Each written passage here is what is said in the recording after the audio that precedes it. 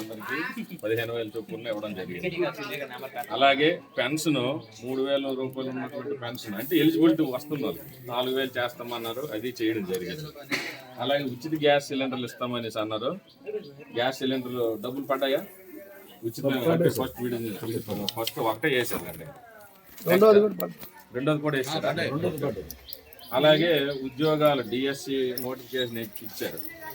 Next మీకు August 15 నుండి మహిళలందరికీ జిల్లాలో ఎక్కడి నుండి ఎక్కడి వరకు బస్సు ప్రయాణం చేసినా సరే ఉచితంగా ప్రభుత్వం కల్పిస్తుంది.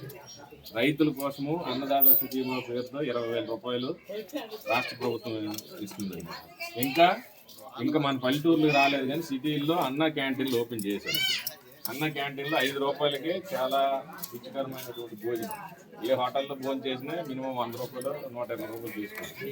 అలాంటిది 5 రూపాయలకి ఉచితంగా భోజనం కూడా 5 రూపాయలకి భోజనం కూడా ఇస్తున్నారండి చౌకదారికే. ఇవన్నీ మన ప్రభుత్వం వచ్చిన ఈ సంవత్సర కాలంలో జరిగినటువంటి మంచి పనులు. ఇంకా ప్రభుత్వం ఇంకా పేదలకి అందరికీ మంచి చేయాలని చాలా దృఢ సంకల్పంతో వెళ్తుంది. మీరు కూడా ప్రభుత్వాన్ని ఆశీర్వదించాలి. మీకు జరిగిన మంచిని నలుగురికి తెలియజేయాలి, నలుగురికి జరిగిన మంచిని మీరు వినాలి.